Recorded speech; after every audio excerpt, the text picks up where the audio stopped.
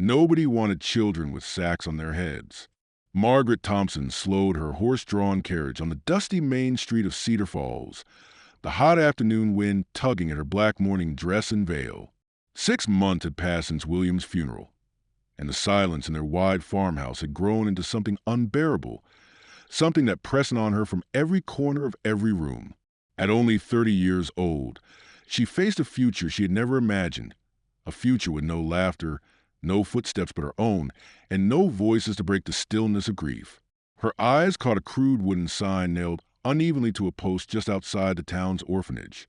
The words, painted in faded black strokes, made her heart lurch in her chest. 3 orphans. $5. For a moment she wondered if she had read it wrong. But no. The words stood stark and merciless in the sunlight, reducing human lives to a transaction. On the porch of the orphanage stood 3 small figures, barefoot, their clothes ragged, their thin legs dusty. Their heads were covered completely by rough burlap sacks, tied loosely at the neck so that the fabric sagged forward and hid their features. They stood close together, shoulders touching as if for safety. The image struck Margaret with a force she could hardly explain. Children stripped of dignity, children treated like outcasts. Why do they wear those sacks?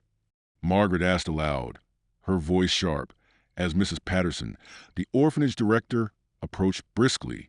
The woman was tall, with a pinched mouth and eyes that held no softness. Their faces frightened people away, Mrs. Patterson answered curtly, as if she had repeated this explanation too many times. Burns from a house fire. Nobody wants damaged children. The sacks make it easier for potential adopters to look at them. She shrugged, her tone cold, practical. Margaret drew in a steadying breath. She had always believed that every child deserved love and dignity, no matter what scars they carried. She stepped down from her carriage, her boots crunching in the dust, and moved closer to the children. The smallest one shifted, then took a trembling step forward. A tiny, muffled voice came through the burlap. "Are you here to take us home, ma'am?" Margaret's throat tightened. "What are your names, children?" "I am Samuel," said the brave little one. His voice was small but steady. "I am 6 years old. This is my sister Emma. She is 8, and our friend Jacob is 10. We have been waiting for someone kind to choose us." Emma reached for her brother's hand, silent but clinging. Jacob, taller, stood behind them, a protective shadow. Samuel spoke again, hurried now, as though afraid she might walk away. "We promise to work hard and be good. We can cook and clean, we can tend animals. We will not be any trouble at all, ma'am. Please give us a chance." Margaret knelt down in front of them, lowering herself until her eyes were level with the sacks. Her heart ached at their courage.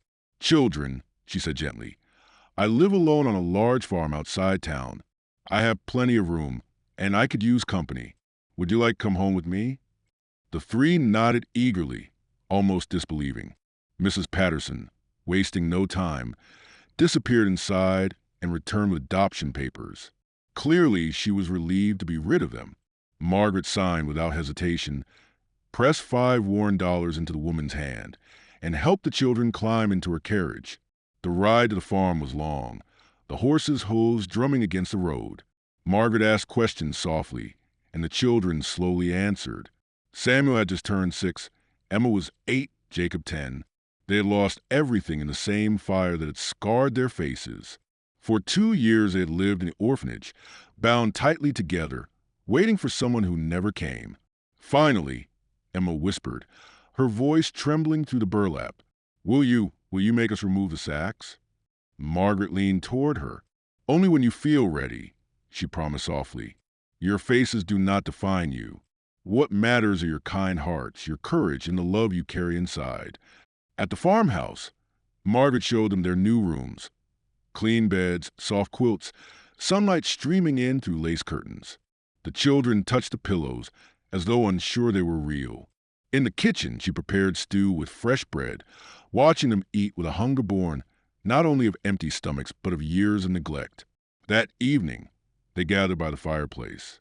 The flames cast a golden glow, warming the once lonely house. Samuel shifted, then looked at her with determination. Mrs. Thompson, he whispered, his small voice thick with feeling, you've been kinder to us than anyone ever has. I... I want you to see my real face. Before she could answer, his tiny hands lifted the burlap sack away. Beneath it, burned scars stretched across his cheek, yet his blue eyes shone with hope. Emma and Jacob hesitated, then followed his example, revealing their scarred yet human faces. Tears filled Margaret's eyes. She smiled radiant. You are the most beautiful children I have ever seen, because you have the courage to trust again. From that day forward, they became a true family. Margaret taught them to read and write. They worked beside her on the farm. Samuel grew stronger. Emma discovered a gift for gardening. Jacob found joy in caring for the horses. Years later, when people asked why she chose 3 scarred children, Margaret only smiled. They were not damaged, she said. They were perfect children waiting for someone to see their worth. The farm thrived. The house rang with laughter. Margaret found her purpose as a mother, and 3 lonely children found their forever home. Families, she knew, are not always formed by blood, but by choice, sacrifice, and love.